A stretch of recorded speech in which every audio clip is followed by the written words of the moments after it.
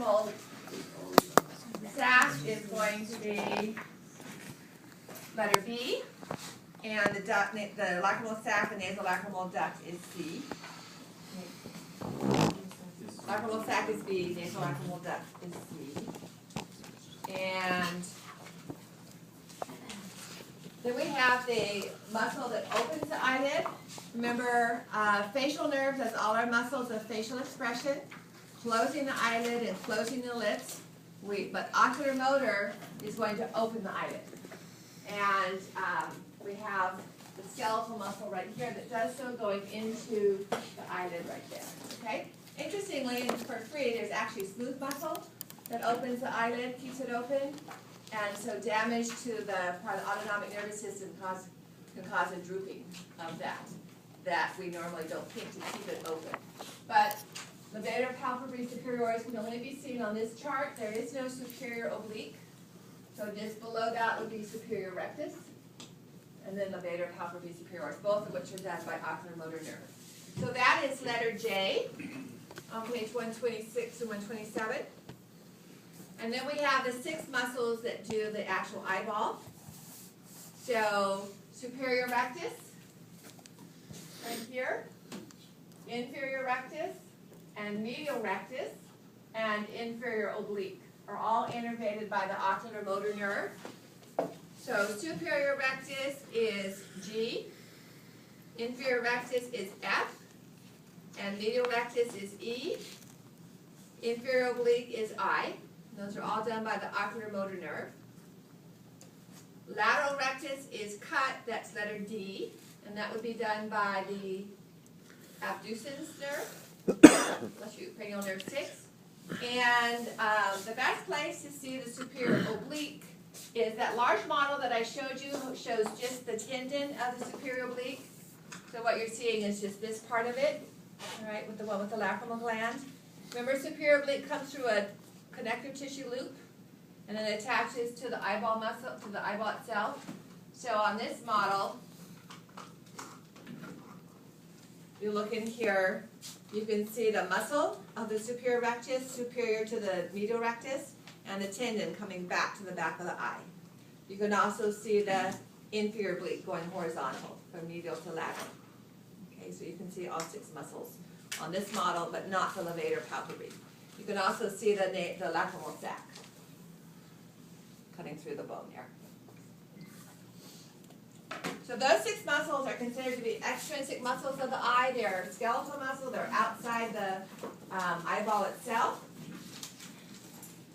And then let's turn the page. Superior oblique is trochlear, by the way, as far as its nerve is concerned. Okay, now for the layers of the eye and the internal structures of the eye. There's a good diagram of the eye on the lower part of the chart over there on the wall. All right. Those up there, the internal structures are a little bit smaller. So there's 3 of these out. It has this overlying plastic structure.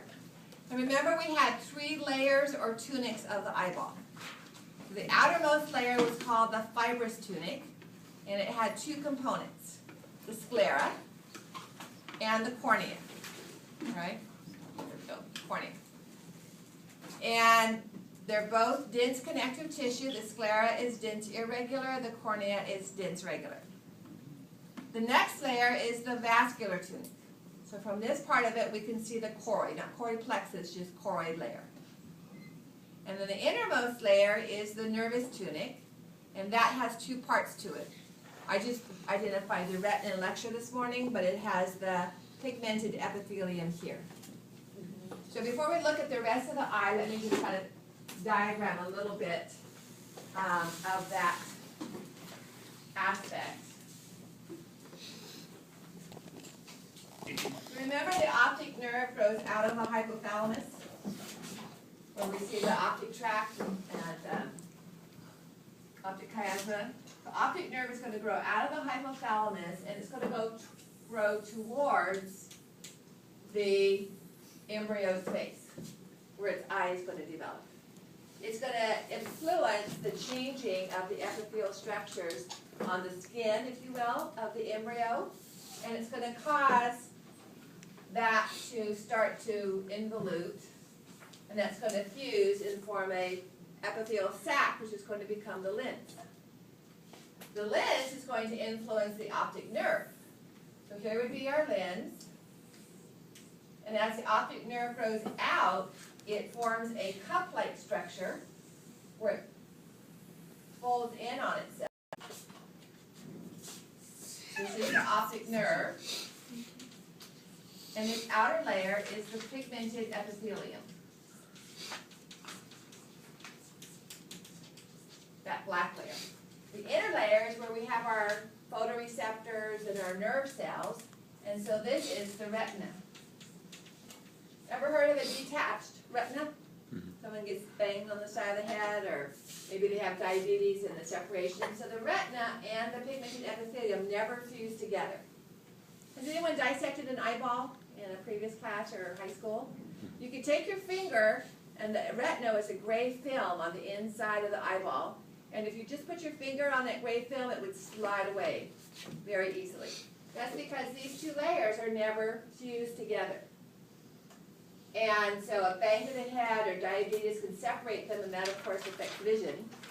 So to fix that, they'll go in and they'll use a little laser beam to kind of spot weld those structures together to stabilize them. All right? Now, pigmented epithelium we didn't really talk about in lecture this morning, and I'm not going to, you don't have to identify it or know its function, but part of its function is this dark cells, and that absorbs light. So you don't have light bouncing around on the inside of your eyeball. That would create multiple images that overlap and create a blurred field of view. Okay? And they're also involved in processing, recycling the pigment that's used in vision. But that's just for free. And I'm only drawing here to help you understand why that layer is so black on here.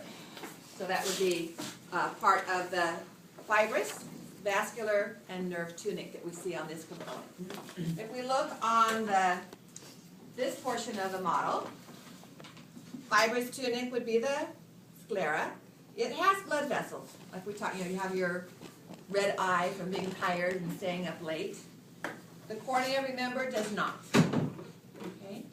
Then you see a large amount of blood vessels here, which is the choroid of the vascular tunic. And that's also going to form the ciliary muscles, the iris, and the ciliary processes.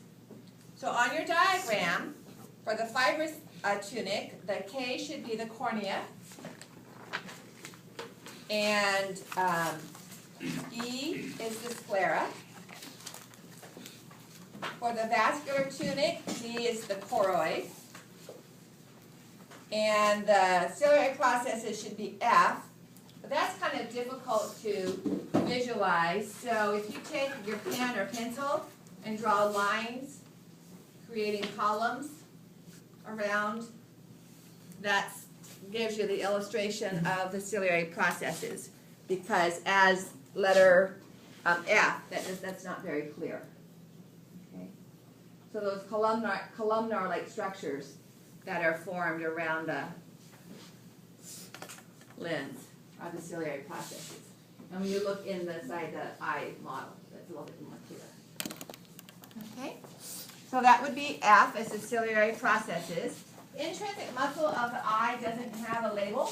That should be a heading. There's no letter for that. And the intrinsic muscles of the eye are smooth muscle with two examples, the iris, which is letter L, and the ciliary muscles, which are letter G. Okay. So on the model here, here's the iris in front of the lens, and the ciliary muscle, which is lateral to the lens, and attaches to the suspensory ligaments. And the suspensory ligaments would be eye. The space in the center of the iris, now remember the iris has two layers of muscle, the constrictor muscle and the radial muscle to dilate the pupil or constrict the pupil. The opening in the center of that is the space, is the pupil. And you don't have a letter, so it's between the two structures marked L. You can either write it in or put in another letter.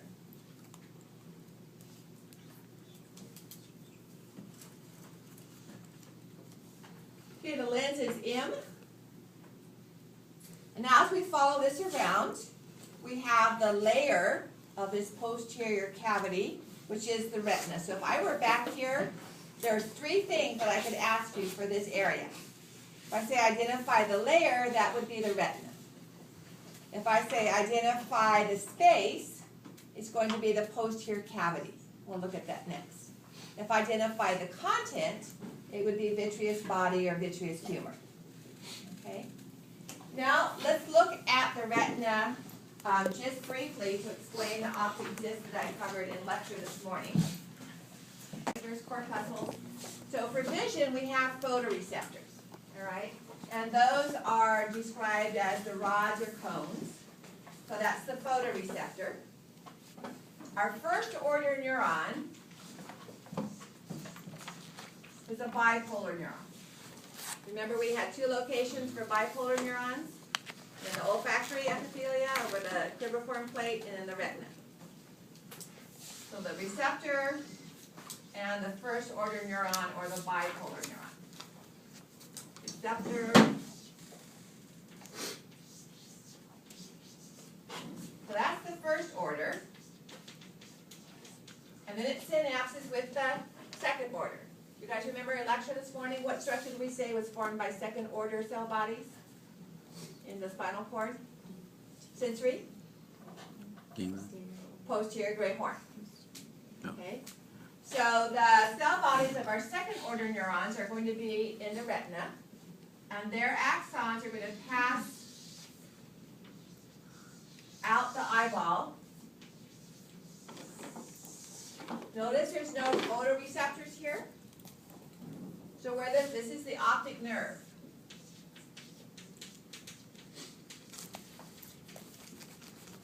So light has to pass through the posterior cavity, through the vitreous body of the posterior cavity, by the second order neurons, by the bipolar neurons to actually reach the photoreceptors. And then the electrical current goes back the other direction.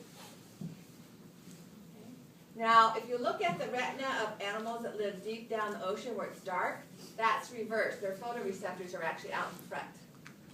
So that's the first thing that light gets to.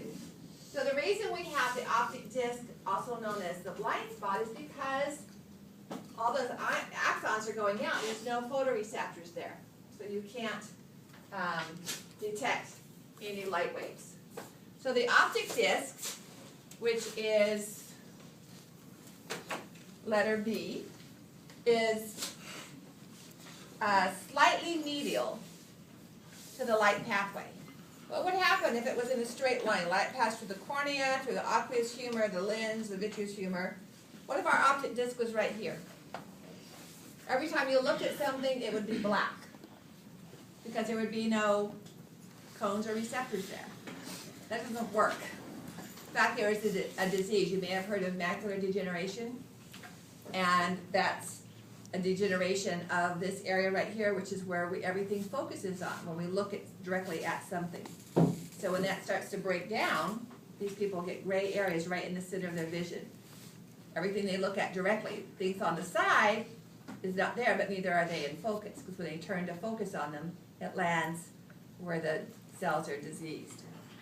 So this area right here, the central fovea, is not on your lab list, but it's the area of sharpest focus because it's in a straight line. And for lecture, I want you to know it's the area that has only cones.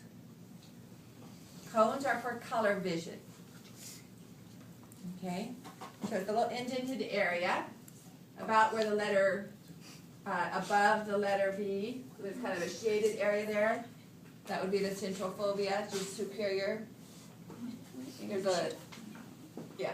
Just above the letter B, there's a kind of small shaded indented area. And that's the fovea is a depression. Remember the fovea capitis? So that's only cones. So at night, have you ever noticed when you wake up at night, you might see a little light flashing from the smoke detector or something, and you look at it, it disappears. And you look away, there it is again. Because when you look at it, those light waves are landing on your central fovea. And it's not color light. Color light is more intense, has more energy than gray or shades of gray. and that's not enough to activate the color, the photoreceptors there. When you look away, that light lands on either side where you have rods, and rods detect shades of gray.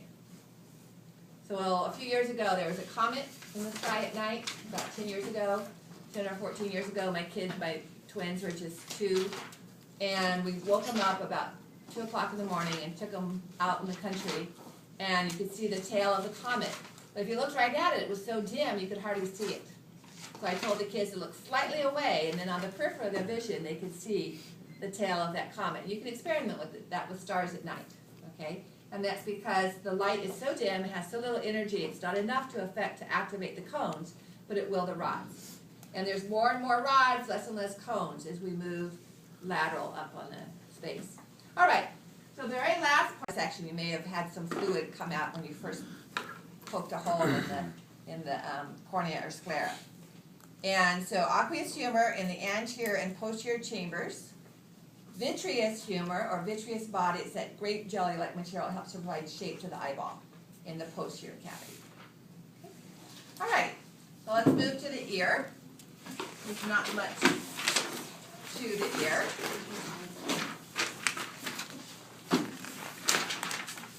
That's 134 through 136. Unfortunately, there are larger structures on page 136, but they have different letters. So the same structures on the previous page, so it's a little confusing. Well, almost all of our models of the ear look like this.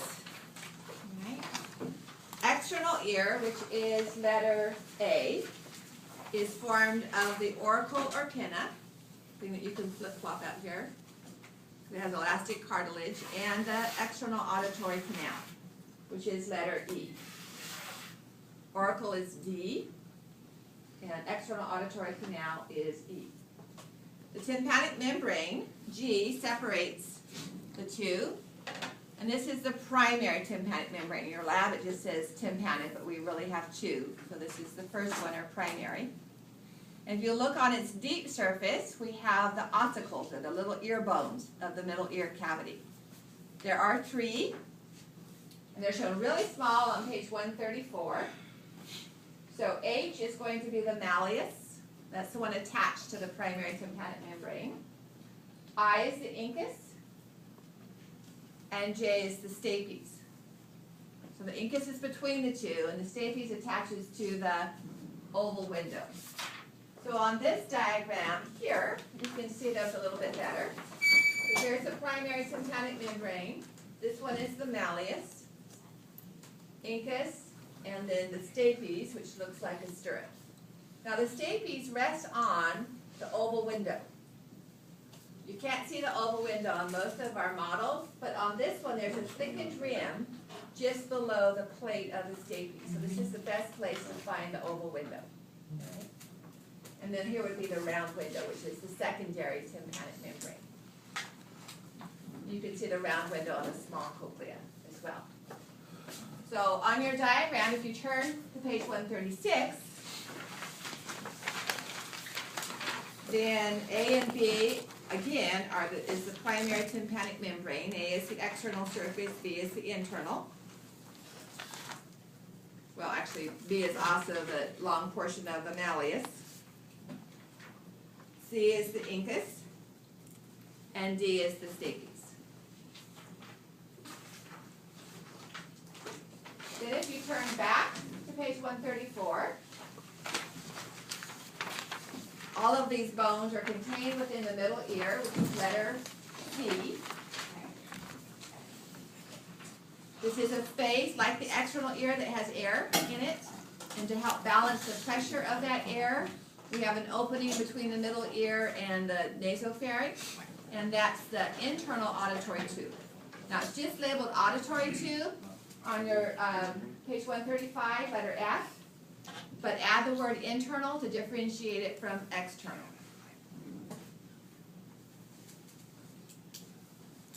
You put wait. Internal auditory tube for F. Okay, oval window, even though you can't see it till the other page, it's E on the other page. On page 136 is oval window.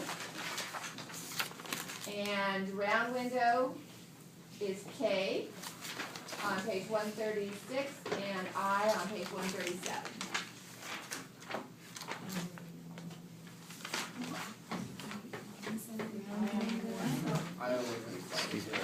Well, 134, sorry, I put my numbers wrong, sorry.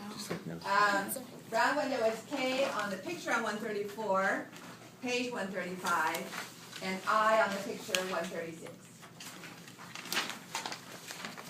And E is oval window on page 136. Now the inner ear. So these structures are the bony structures of the inner ear for hearing and for balance. So this is the cochlea. It's the most medial of the structures. It's letter L on 134, 135, and J on 136. The cochlea. Okay, you can open up the cochlea and see the different scala that I talked about in lecture, but you don't need to know those for lab, nor do you need to know the utricle and saccule. So the only other structures are the semicircular canals, of which there are 3. Anybody remember what kind of balance is required for that? Dynamic. Dynamic or static? Dynamic. So spinning is semicircular canals.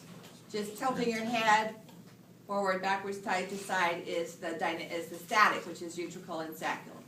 All right, so here there are 3 semicircular canals, and to identify their by location, this would be a large version of my left ear. So note that the cochlea is most medial. So you're looking towards my face, the cochlea most medial. The semicircular canal right next to the cochlea is the anterior or superior. Behind it at right angles is posterior. And then horizontally is lateral. All right? So anterior, posterior, lateral. They're hard to figure out on page 134. Anterior is M, as in Mary. Posterior is N, as in never. And lateral is P. Now if you turn the page, the best anatomical position is like this. Okay. P. So this would be a left ear. All right, here's the cochlea facing forward. The semicircular canal closest to the cochlea is H. So that's going to be the anterior or superior. G is going to be the posterior, and F the lateral on page 136.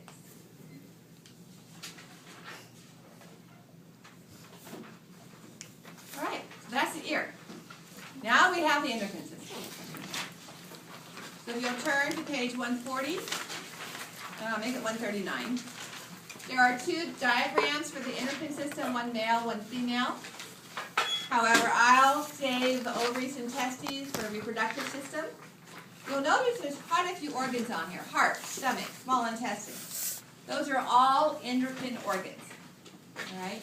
I'm going to focus on the ones that are primarily or purely endocrine. And we'll talk about the heart and the other structures when we do those organs. The one mixed one I'll talk about is the pancreas. So what's the difference between endocrine and exocrine glands? Endocrine is in the blood. Okay, endocrine secretes into the blood from the bottom of the cell. Exocrine uses a duct. So your salivary glands, your sweat glands, the liver with the bile duct are examples of exocrine. So on page 139, and using this, we have 2 purple, 1 kind of bluish green, and this horn. So number 8 is pituitary. That's the one that hung down from the hypothalamus, and you can see a large view of it here. Wait, 139. On page 139, number 8 is pituitary. Now on this diagram, you can see that the pituitary has 2 parts. Part of the pituitary grows out the floor of the hypothalamus. They're really axons of cell bodies in the hypothalamus. The other pink part here grows out from the roof of your mouth to meet the hypothalamus.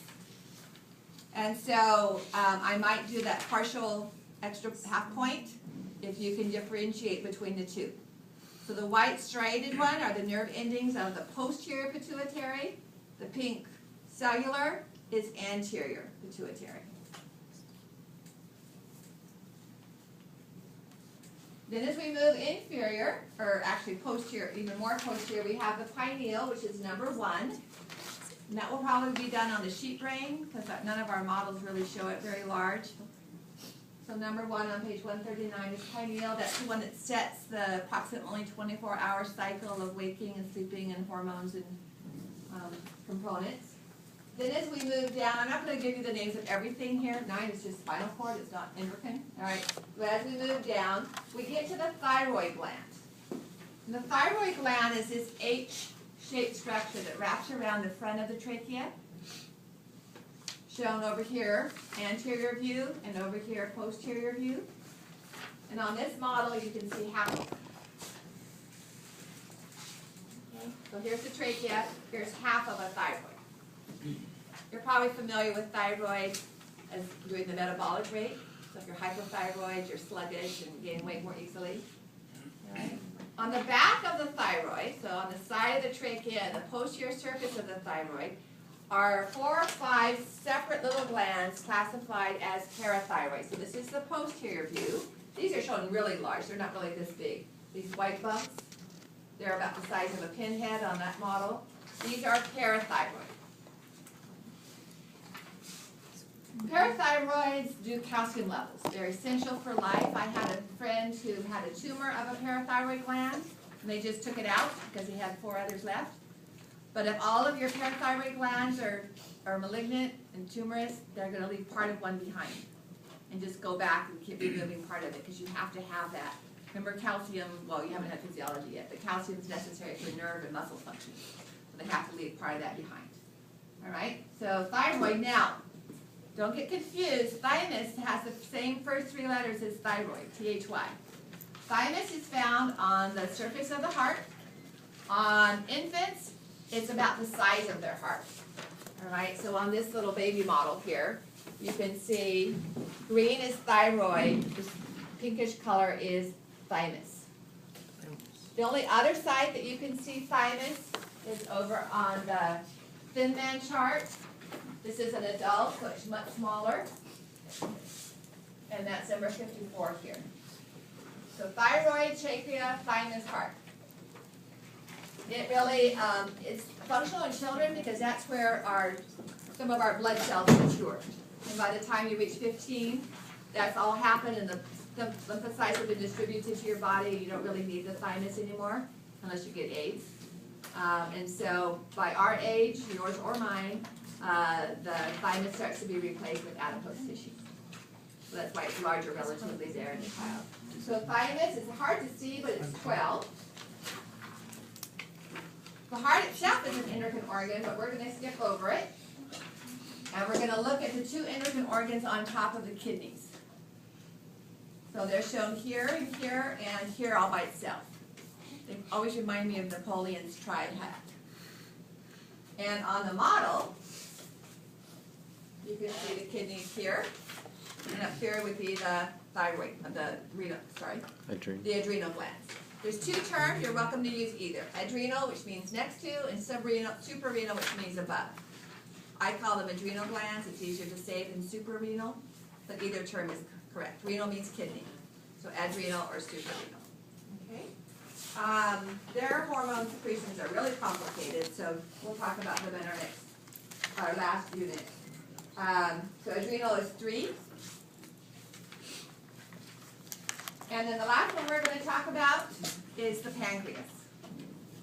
So most of you are familiar with the pancreas because of the disease diabetes mellitus, in which the pancreas either no longer can make insulin or the body cells are no longer receptive to it. This is a mixed gland. All right, of all the ones I've talked about, this is the one that is unique at being a mixed gland, meaning it has endocrine.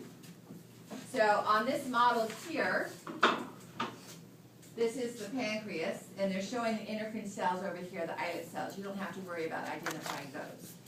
But the endocrine cells of the pancreas make insulin and glucagon. that regulates our blood sugar. Our hormones, those go into the blood. The exocrine function requires a duct. See this white band right here? That's the duct. Most of the cells of the pancreas are for exocrine function. This duct goes into the small intestine. When you chew food, most of the chemical digestion into small enough molecules to be absorbed by your body takes place in the small intestine. And those final digestive components, so breaking disaccharides, breaking sucrose down into the glucose and fructose, that takes place because of enzymes in the small intestine. Guess where most of the enzymes come that break starch down to sucrose? The pancreas. The enzymes of the small intestine don't work without the pancreatic enzymes.